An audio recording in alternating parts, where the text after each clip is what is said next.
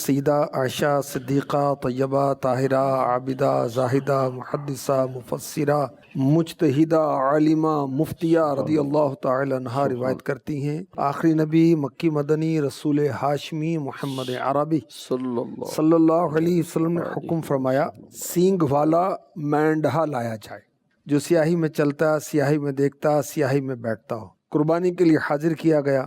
آخری نبی مکی مدنی صلی اللہ علیہ وسلم نے اسے ناشتہ کرایا، پھر فرمایا اے عائشہ چھری لاؤ، پھر فرمایا اسے پتھر پر تیز کر لو، تو میں نے ویسا ہی کیا۔ پیارے آقا علیہ الصلوۃ والسلام نے چھری لی، مینڈے کو پکڑا، لٹایا، ذبح فرمایا، اور پھر آپ نے یہ پڑھا بسم اللہ اللہم تقبل من محمد و آل محمد ومن امتی محمد۔